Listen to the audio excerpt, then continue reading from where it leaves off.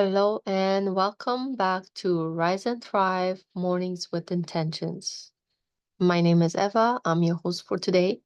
So, today I would like to bring up a topic of never give up. See, over the years, I seldom shared my experiences from my youth. They were often fraught with memories and emotions that I found difficult to confront, leading me to bury them deep within. Yet, with time, these stories have transformed into invaluable lessons. In 1993, my parents made the monumental decision to relocate from Poland to Canada, thrusting me into the world both exciting and entirely foreign. If you listen to my previous episode, I go into more detail about my upbringing. So, coming from a small village in southern Poland, my knowledge of different cultures and ways of life was limited to what I had learned in books. The reality of moving to a new country, a bustling city, and grappling with a language I didn't speak left me feeling profoundly isolated and emotionally fractured. As life unfolded, the challenges only seemed to intensify. The initial 5 years following our move proved to be some of the most difficult times I have ever faced, testing me in countless ways. Signs on giving up on life. See, I found myself slipping away, losing touch with the passion for life that once fueled me, and gradually withdrawing from family and friends while pretending everything was fine.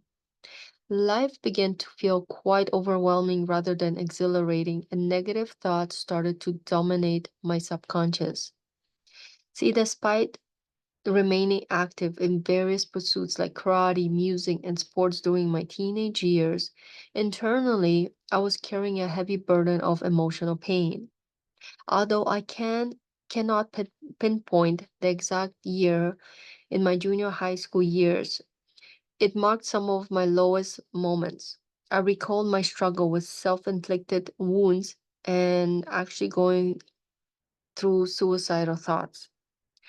It's hard to grasp why someone would harm themselves or contemplate ending their own life. But for me, it was a desperate attempt to cope with overwhelming emotions, intense pressure, and feeling of isolation and rejection to some point. At such an age, I haven't really developed, a coping mechanism to deal with all that.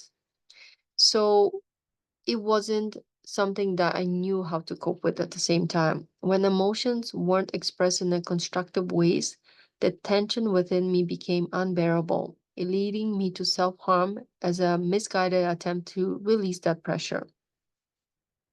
So looking back, it's clear that this wasn't the best solution.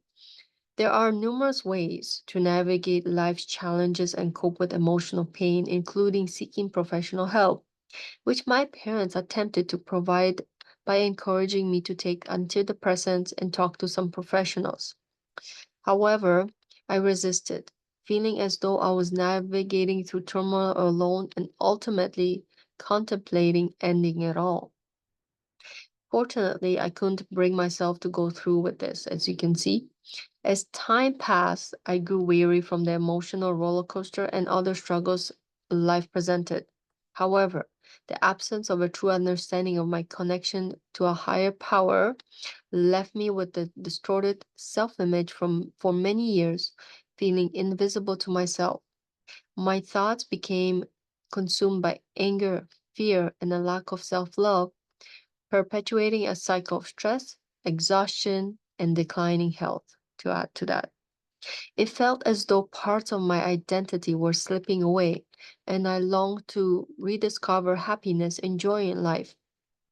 It became apparent that I needed to break free from the grip of these negative thought patterns and cultivate a more positive mindset to reclaim my zest for life. My turning point.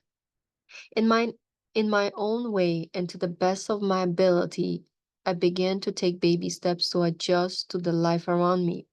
It was not easy. A personal development was not something I was very familiar with at that time. I had to re-educate in my mind and turn it into a power producing plant. I needed to let go of who I was to transform into a person I was becoming.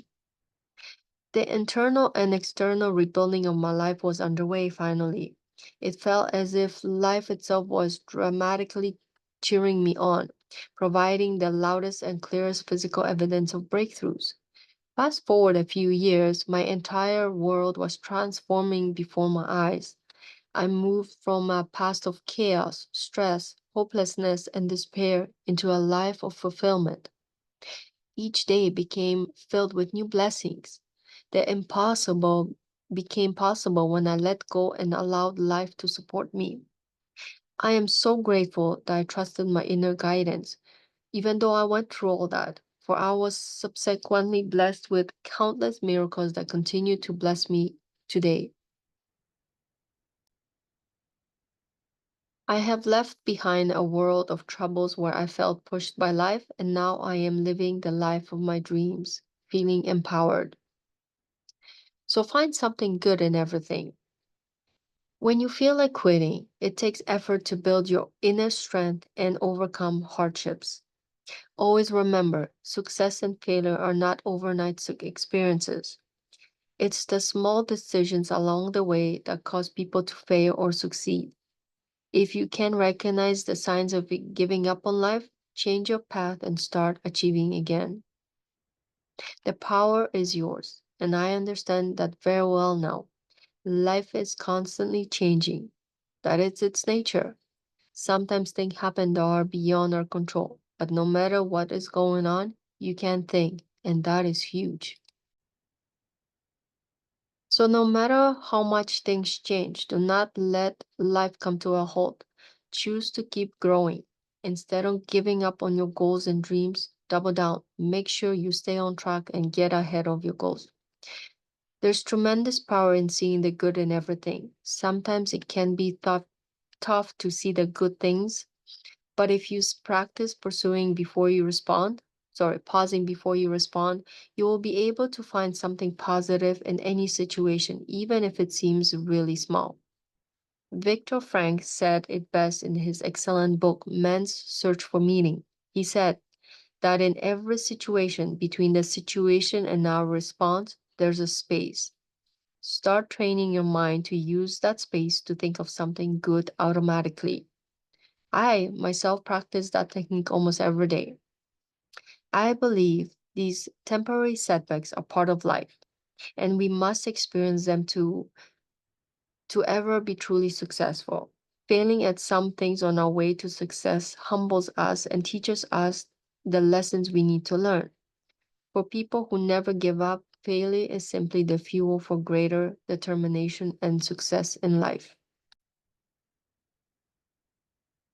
I hope by sharing my story, and if you are going through something in life, that it reminds you to never give up and that there's always hope. Now, if you would like to read more inspiring stories, there's a book called Never Give Up. This is where my chapter is actually in.